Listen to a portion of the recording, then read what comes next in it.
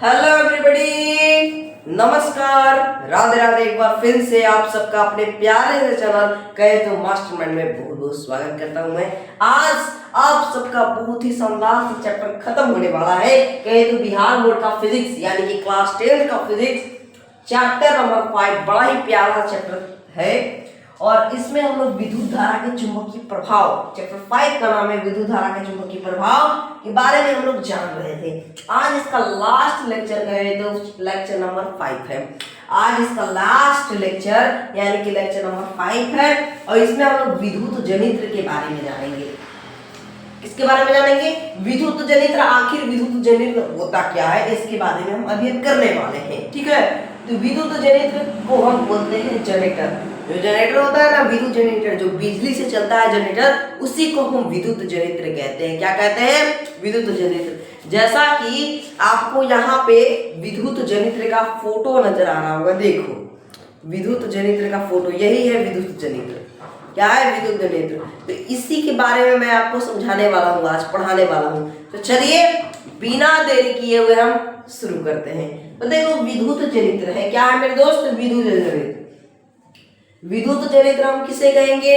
विद्युत जनरेटर हम किसे कहेंगे मेरे दोस्त? बता दीजिए, सभी लोग बता देंगे कि विद्युत जनरेटर हम किसे कहेंगे? विद्युत जनरेटर जो यांत्रिक ऊर्जा को क्या कहेंगे? विद्युत जनरेटर हम किसे कहेंगे? एक बार बता देंगे आप सब। मैंने बताया है आपको पिछली वीडियो में, शायद पिछली वीडियो में मैंने आपको बताया है जो यांत्रिक ऊर्जा को, किसको? जो यांत्रिक ऊर्जा को, जो यांत्रिक ऊर्जा को विद्युत ऊर्जा में, जो यांत्रिक ऊर्जा को विद्युत ऊर्जा में, जो यांत्रिक ऊर्जा को विद्युत ऊर्जा में, विद्युत ऊर्जा कहने का मतलब ये हुआ कि जो यांत्रिक ऊर्जा को विद्युत ऊर्जा में बदल दे, कन्वर्ट कर दे, उसी को हम विद्युत जनरेटर कहते हैं। क्या कहते हैं? विद्युत जनरेटर। तो इतना बात सभी लोग के लिए है, जो यांत्रिक ऊर्जा को विद्युत ऊर्जा में कन्वर्ट करेगा, जो बदल देगा, उसे हम क्या कहेंगे? विद्युत जनरेटर कहेंगे। तो चलिए एग्जाम में कई बार पूछ जाता है कि विद्युत जनरेटर क्या है। क्या पूछ जाते हैं कि विद्युत जनरेटर क्या है? ये 5 नंबर का आपकी एग्जाम में क्वेश्चन आता है, तो ये इंपॉर्टेंट है। क्या है? इंपॉर्टेंट है। तो चलिए मैं आपका क्वेश्चन लिख देता हूँ, आंसर भी लिख देता हूँ और उसे समझा देता हूँ। ठीक है, चलो चलो। तो कई बार एग्जाम में पूछे जाते हैं कि विद्युत जनरेटर यानी कि डायनेमो, विद्युत जनरेटर को हम डायनेमो भी कहते हैं। क्या कहते हैं? विद्युत जनरेटर जो होता है उसे हम भैया डायनेमो भी कहते हैं। तो पूछता है कि विद्युत जनरेटर क्या है यानी कि डायनेमो क्या है। यह एक ऐसी युक्ति है, युक्ति कहने का मतलब हुआ यंत्र, यानी कि एक यंत्र होता है, एक मशीन होता है। तो ये एक ऐसी युक्ति है, ये एक ऐसा यंत्र होता है जो यांत्रिक ऊर्जा को विद्युत ऊर्जा में बदलती है। जो यांत्रिक ऊर्जा को किस ऊर्जा में बदलती है? विद्युत ऊर्जा में बदलती है। यह विद्युत चुंबकीय प्रेरण के सिद्धांत पर कार्य करता है। यह किसके सिद्धांत पर कार्य करता है? यह किसके सिद्धांत पर कार्य करता है? विद्युत विद्युत विद्युत विद्युत चुंबकीय प्रेरण के सिद्धांत पर काम करता है। मैंने कल की क्लास में आपको विद्युत चुंबकीय प्रेरण के बारे में बताया था। इसके बारे में विद्युत चुंबकीय प्रेरण के बारे में मैंने बताया था। अब देखो इसका बनावट क्या है, इस बनता कैसे है। तो डायनेमो को बनाने के लिए, डायनेमो यानी कि जनरेटर को बनाने के लिए एक शक्तिशाली नाल चुंबक लेते हैं। एक शक्तिशाली नाल चुंबक कहे तो क्षेत्र चुंबक लेते हैं, नाल चुंबक लेते हैं, जिसे क्षेत्र चुंबक भी कहा जाता है। क्षेत्र चुंबक भी कहते हैं, एक मिनट, क्षेत्र चुंबक भी, जिसे क्षेत्र चुंबक भी कहा जाता है, क्षेत्र चुंबक भी कहते हैं। क्षेत्र चुंबक के बीच एक आयताकार नरम लोहे के प्लेट होता है। क्या होता है? एक आयताकार नरम लोहा का प्लेट होता है। क्या होता है? एक आयताकार नरम लोहा का प्लेट होता है, जिस पर बहुत सारा तांबा का तार,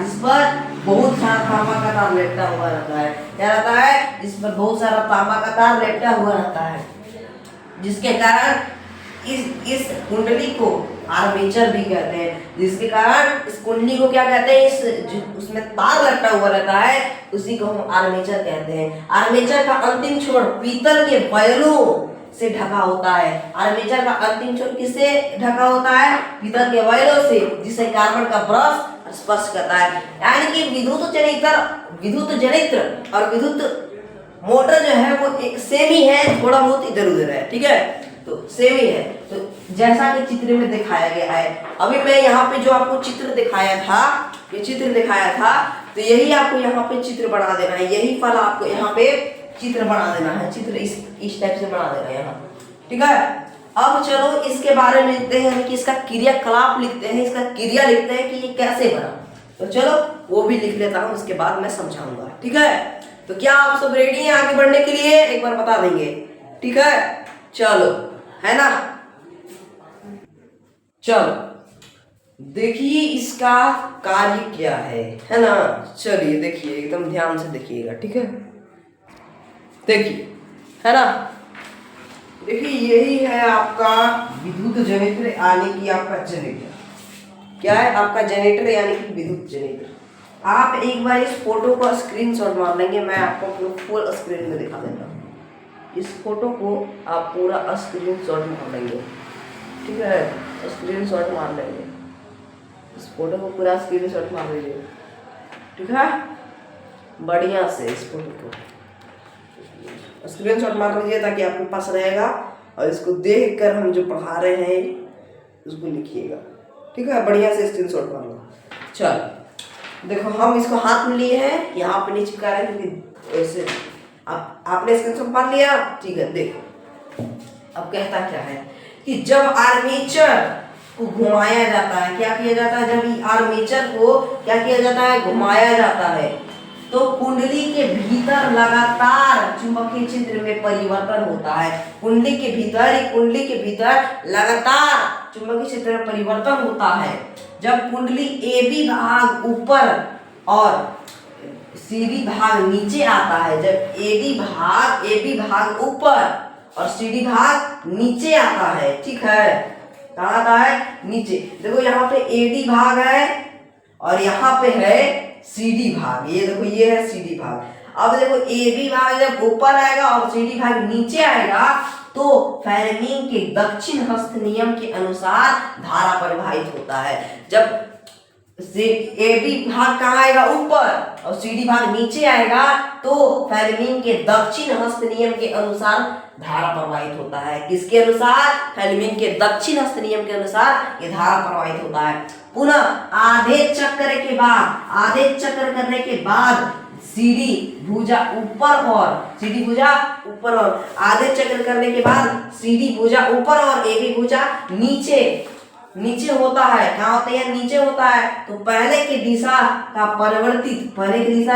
परिवर्तित इससे पता चलता है कि प्रत्येक घर्षण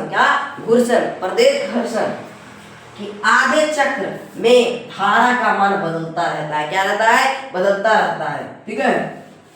अर्थात धारा शून्य से महत्तम और महत्तम से शून्य, यानी कि धारा जो है वो शून्य से महत्तम और महत्तम के शून्य हो रही है। क्या हो रही है? शून्य से महत्तम और महत्तम से शून्य हो रही है, ठीक है। क्या हो रही है? शून्य हो रही है। अब देखो, जब कुंडली चुंबकीय क्षेत्र के समांतर होता है, जब कुंडली जो है वो चुंबकीय क्षेत्र के क्या होता है? समांतर होता है, तो इस स्थिति में धारा का मान शून्य होता है। इस स्थिति में धारा का मान क्या हो जाता है? शून्य हो जाता है। लेकिन जब कुंडली चुंबकीय क्षेत्र के लंबवत होती है, जब कुंडली चुंबकीय क्षेत्र के क्या होती है? लंबवत खड़ा हो जाती है, तो इस स्थिति में धारा का मान कैसा हो जाता है? महत्तम होता है, यानी कि महत्तम होता है। कैसा होता है? इस स्थिति में महत्तम हो जाता है, ठीक है।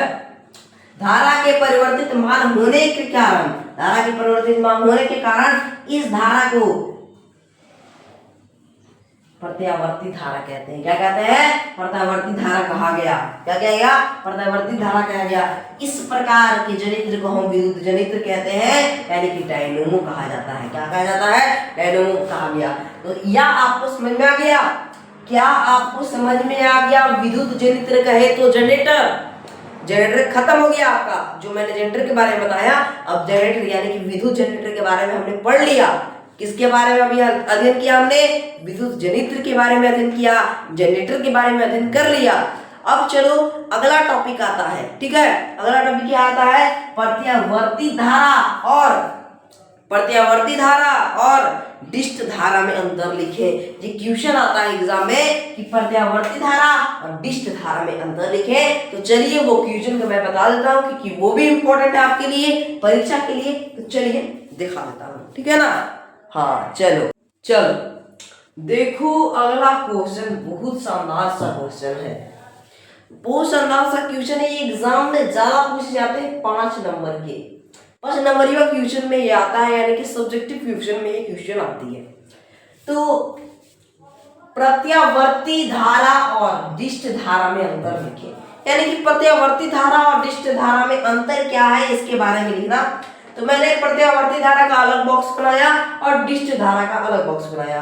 प्रत्यावर्ती धारा में पहला लिखा कि इसमें धारा का मान एवं दिशा का, धारा इसमें लिखा मैंने कि इसमें धारा का मान एवं दिशा समय के साथ बदलते रहता है। इसमें धारा और दिशा समय के साथ बदलते रहता है, लेकिन इसमें लिखा कि इसमें धारा का मान बदलता है लेकिन दिशा का मान नहीं बदलता है। इसमें धारा का मान बदलता है लेकिन दिशा का मान नहीं बदलता है। दूसरा में लिखा गया कि इस धारा को आसानी से उत्पन्न कर सकते हैं, इस धारा को आसानी से उत्पन्न कर सकते हैं, लेकिन इस धारा को कठिनाई से उत्पन्न कर सकते हैं, ठीक है, कठिनाई से, ठीक है। देखो इस धारा को आसानी से डीसी में बदला जा सकता है, इस धारा को आसानी से डीसी में बदला जा सकता है, और इस धारा को आसानी से एसी में बदला जा सकता है। किसमें, एसी में। चौथा, यह धारा डीसी के अपेक्षा अधिक घातक होता है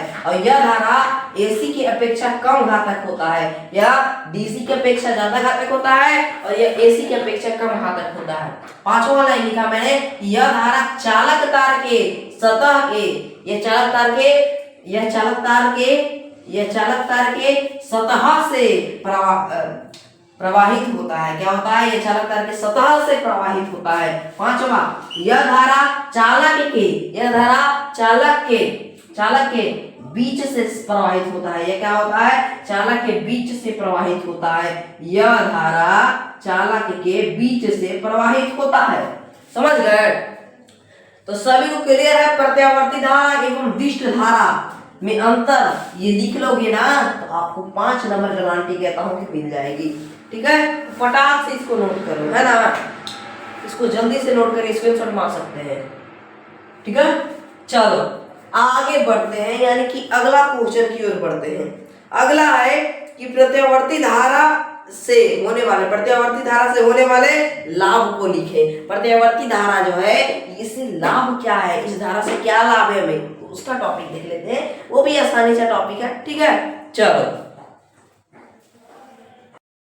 देखो बहुत शानदार सा टॉपिक है, बहुत अच्छा सा टॉपिक है, हाँ। कहता क्या है कि प्रत्यावर्ती धारा से होने वाले लाभ, ये क्वेश्चन है, ठीक है। कहता क्या है कि प्रत्यावर्ती धारा से होने वाले लाभ। तो मैंने लिखा कि प्रत्यावर्ती धारा से होने वाले लाभ निम्नलिखित है, ठीक है। पहला है कि ट्रांसफार्मर की सहायता से इसका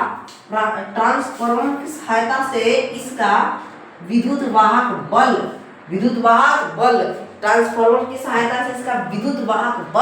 बढ़ाया या घटाया जा सकता है। ट्रांसफार्मर की सहायता से, किसकी सहायता से इसका हम बल घटा सकते हैं या बढ़ा सकते हैं, ट्रांसफार्मर की सहायता से। इस क्रिया में विद्युत ऊर्जा का क्षय नगण्य होता है। क्या होता है, नगण्य होता है। इस गुण के कारण इसका उपयोग बड़े बड़े कारखानों में किया जाता है। किसमें किया जाता है, कारखाना में किया जाता है। यह क्रिया आसानी से डिस्ट धारा के साथ नहीं होता है। किस धारा के साथ नहीं होता है, डिस्ट धारा के साथ नहीं होता है। अगला, इसका विद्युत वाहक बल बढ़ाकर बहुत दूर तक इसे भेजा जा सकता है। इसका विद्युत वाहक बल बढ़ाकर कहाँ भेजा जा सकता है, बहुत दूर तक भेजा जा सकता है। तीसरा, इस धारा का बहुत वाहक बल, विद्युत वाहक बल, इस धारा का विद्युत वाहक बल प्रत्यावर्ती, एक बात ध्यान देना कि प्रत्यावर्ती धारा का कौन सा बल होता है, विद्युत वाहक बल होता है। प्रत्यावर्ती, अगर आपसे कोई पूछता है कि प्रत्यावर्ती धारा का कौन सा बल होता है तो क्या बताइएगा, विद्युत वाहक बल। क्या बताओगे, विद्युत वाहक बल कम होता है, क्या होता है, कम करके इस, एक बार फिर से देख लो तीसरा पॉइंट एक बार फिर से देख लीजिए। देखिए कहता है कि इस धारा का विद्युत वाहक बल, इस धारा का विद्युत वाहक बल कम करके छोटी बत्ती को भी जलाया जा सकता है। इस धारा का विद्युत वाहक जो बल जो है इसको कम करके हम छोटी बत्ती को भी जला सकते हैं। इस धारा में ऊर्जा के क्षय न के बराबर होता है। इस धारा में ऊर्जा का क्षय जो है वो न के बराबर होता है, मतलब कि होता ही नहीं है, न के बराबर होता है। ठीक है, तो क्या सभी को क्लियर है। मैंने अभी क्या बताया कि प्रत्यावर्ती धारा, क्या बताया, प्रत्यावर्ती धारा से होने वाले लाभ को बताया। अब बताऊंगा प्रत्यावर्ती धारा से होने वाले हानि, क्या बताऊंगा, प्रत्यावर्ती धारा से होने वाले हानि के बारे में।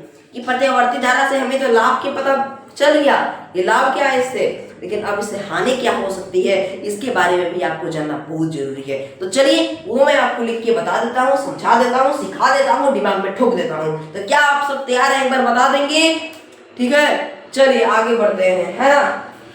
चलो देखिए, अब बहुत शानदार सा टॉपिक है कि प्रत्यावर्ती धारा, कौन सा धारा, प्रत्यावर्ती धारा से होने वाली हानि, यानी हानि, इससे हानि क्या हो सकती है, लाभ के बारे में मैंने आपको पढ़ा दिया। तो लिखा है मैंने, इस धारा के विद्युत लेपन तथा बैटरियों का आवेशन नहीं किया जा सकता है। क्या किया जा सकता है, आवेशन नहीं किया जा सकता है। तो फर्स्ट पॉइंट कहता है कि इस धारा से विद्युत विश्लेषण, कहते विद्युत विश्लेषण नहीं किया जा सकता है। ठीक है, दूसरा, प्रत्यावर्ती धारा को संचायक सेल से संचित नहीं किया जा सकता है। कौन से से, संचायक सेल से संचित नहीं किया जा सकता है।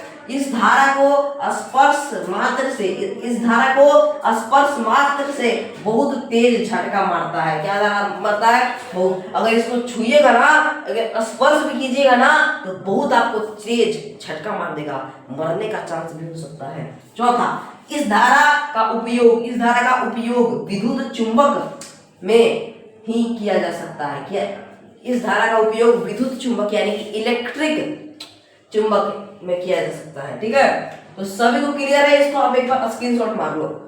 ठीक है, आपके लिए बहुत काम का चीज है, इस सावधानी बरत के करना चाहिए। इसका हानि ये तो है, क्या है, इसका हानि जो है ये इस प्रकार से है। ठीक है, इसका लाभ के बारे में बता दिया, हानि के बारे में बता दिया।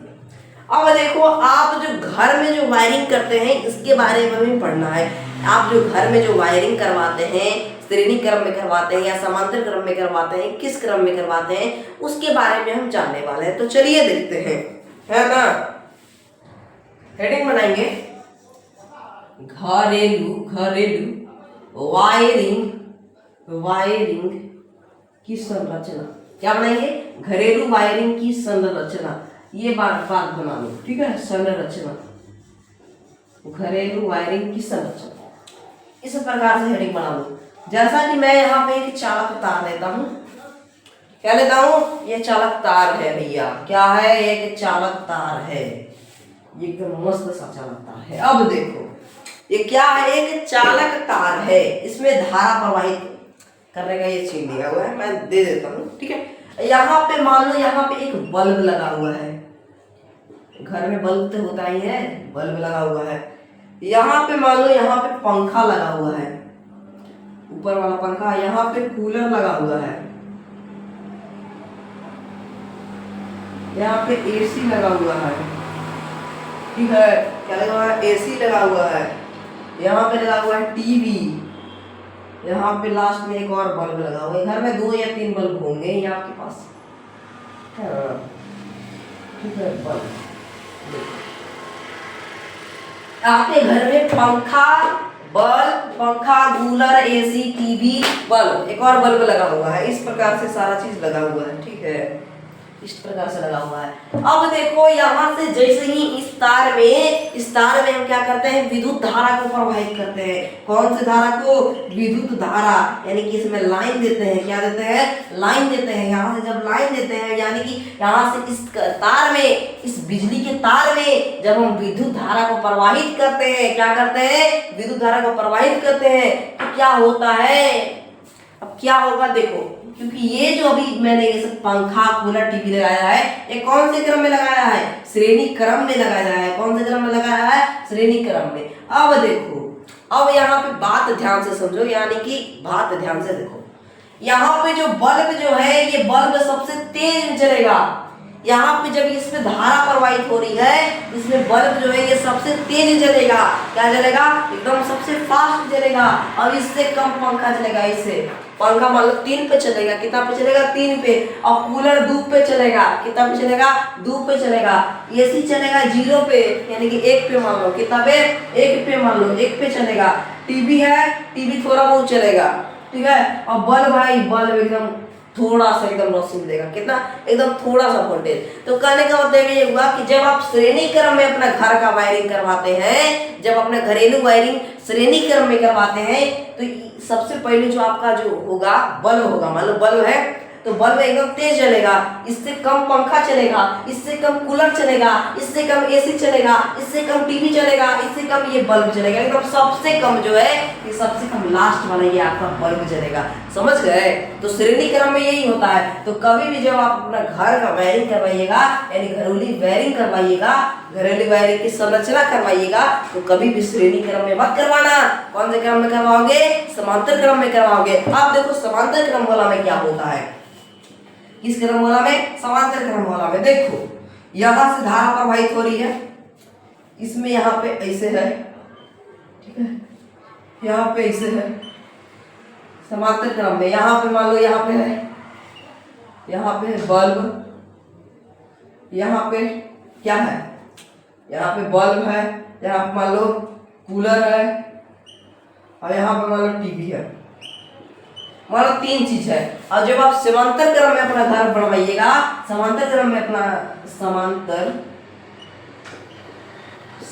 क्रम, जब आप अपना समांतर क्रम में अपना घर का वायरिंग करवाइएगा, तब क्या होगा देखो, यहाँ से जैसे ही हम यहाँ पे लाइन प्रवाहित करेंगे, यानी विद्युत धारा को प्रवाहित करेंगे, यानी इसमें हम विद्युत धारा में लाइन देंगे, यानी कि इस चालक तार में लाइन देंगे, तो क्या होता है, ये जो आपका बल्ब, टीवी, कूलर जो है, ये किसमें जुड़ा हुआ है? समांतर क्रम में जुड़ा हुआ है। अब जैसे यहाँ से लाइन देंगे तो एगो इधर जाएगा, एगो इधर जाएगा, एगो इधर जाएगा, तो बल्ब को भी समान लाइन मिलेगा, कूलर को भी समान लाइन मिलेगा, और टीवी को भी वोल्टेज मिलेगा, यानी कि तीनों के समान लाइन मिलेगा। क्या मिलेगा? समान लाइन मिलेगा। तो कहने का मतलब ये हुआ कि जब भी अपना घरेलू वायरिंग करवाइएगा, यानी घर का वायरिंग करवाइएगा, तो आप समांतर क्रम में करवाना है। इस क्रम में, समांतर क्रम में, ना कि श्रेणी क्रम में करवाओगे तो एगो बल्ब जलेगा कम, एगो बल्ब जलेगा ज्यादा, ठीक है। पंखा चलेगा कम, कूलर चलेगा कम, एसी चलेगा कम, टीवी चलेगा कम, ऐसे हो जाता है समांतर क्रम में। कौन सा क्रम में? समांतर क्रम में। तो क्या सभी को क्लियर है घरेलू वायरिंग की संरचना? एग्जाम में पूछे जाते हैं घरेलू वायरिंग की संरचना के बारे में, तो ये आप लिख लोगे ना, लिखवाने की जरूरत है नहीं, तो चलिए आप लिख लीजिएगा। तो चलिए आगे बढ़ते हैं ना, है ना, आगे बढ़ते हैं। 1 या 2 टॉपिक और होगा, इसके बाद ये आपका लेक्चर खत्म, यानी कि आपका पाठ खत्म, यानी चैप्टर नंबर 5 विद्युत धारा के चुंबकीय प्रभाव खत्म, ठीक है। अब कल हम स्टार्ट करने वाले हैं चैप्टर 6, जिस चैप्टर का नाम है ऊर्जा के स्रोत। वो चैप्टर को हम 1 शॉट में लेके चलेंगे। 1 शॉट में कल आपका फिजिक्स गई एकदम समाप्त, एकदम खत्म, फिजिक्स एकदम खत्म हो जाएगा। फिर रिवीजन भी करवाएंगे, ठीक है। रिवीजन ऐसा नहीं है कि रिवीजन नहीं करवाएंगे, समय आने पे हम करवाएंगे, ठीक है। तो चलो अगला टॉपिक की ओर बढ़ते हैं, है ना। कई बार एग्जाम में ये ज्यादा अक्सर पूछे जाते हैं कि भू संपर्क तार क्या है। क्या है ये भू संपर्क तार जो है, ये क्या है, इसका कार्य क्या है, ये पूछ जाते हैं एग्जाम में। तो देखिएगा कि भू संपर्क तार जिसे अर्थ वायर भी कहा जाता है। क्या कहा जाता है? अर्थ वायर भी कहा जाता है, अर्धवायर भी कहा जाता है, जिसे घर के निकट भूमि के भीतर बहुत गहराई में स्थित स्थित स्थित धातु की प्लेट से जुड़ा होता है। किससे जुड़ा होता है? स्थित धातु की प्लेट से जुड़ा होता है। भूसंपर्क तार पर्याय हरा विद्युत रोधी आवरण से ढका होता है। विद्युत रोधी से ढका होता है। किससे ढका होता है? विद्युत रोधी आवरण से ढका होता है। किस रोधी से? विद्युत रोधी आवरण से ढका हुआ रहता है। इस तार का प्रयोग विशेषकर बहुत स्त्री ठोसकर पंखा, रेफ्रिजरेटर आदि उपकरणों में सुरक्षा के उपाय के दृष्टिकोण से किया जाता है। किससे किया जाता है? सुरक्षा के उपाय के दृष्टिकोण से किया जाता है। यह सिलाई को किसी प्रकार से प्रभावित नहीं करता है। प्रभावित नहीं करता है। क्या करता है? प्रभावित नहीं करता है। फलस्वरूप इस संधारित्र को उपयोग करने वाले यानी कि उसको यूज करने वाले व्यक्ति तीव्रता विद्युत आघात से सुरक्षित बन रहता है। क्या रहता है? आघात से सुरक्षित बन रहता है। क्या रहता है? बन रहता है यानी कि बना रहता है लिख लो। क्या रहता है? सुरक्षित वहां पे बना रहता है। इसी को कहते हैं भूसंपर्क तार। क्या कहते हैं मेरे दोस्त? भूसंपर्क तार। एक बार और देख लो। भूसंपर्क तार जिसे अर्धवायर कहा जाता है। क्या जाता है? अर्धवायर कहा जाता है। जिसे घर के निकट भूमि के भीतर बहुत गहराई में स्थित किया जाता है। घर की जो निकट भूमि है उसकी बहुत गहराई में, बहुत अंदर में इसको फिट किया जाता है।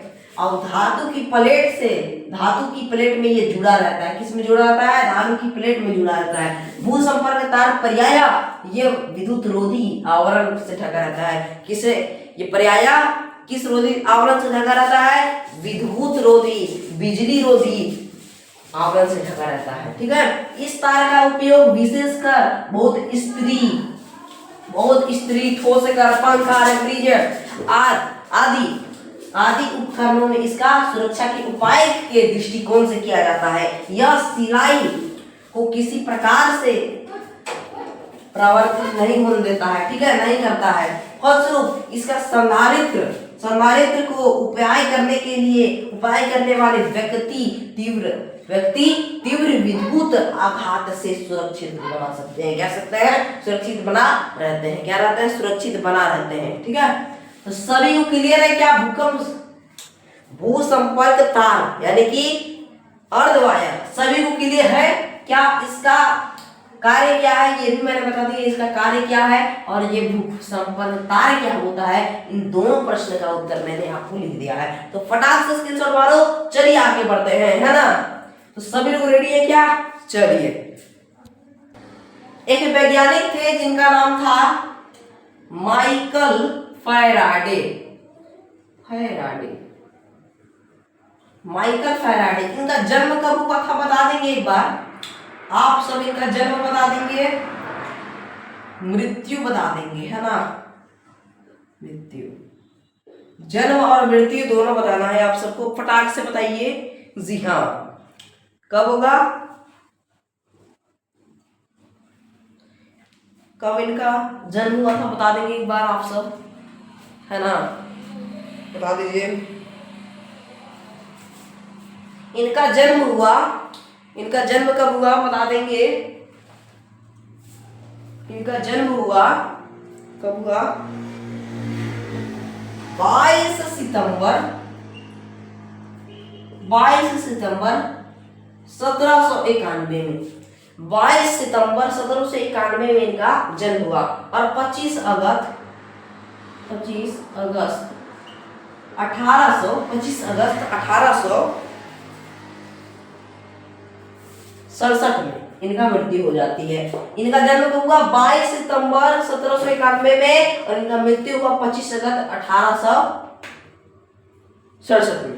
तो ये बात आपको याद रखना है। अब कहो चैप्टर नंबर 5 जो है ये द एंड यानी कि समाप्त।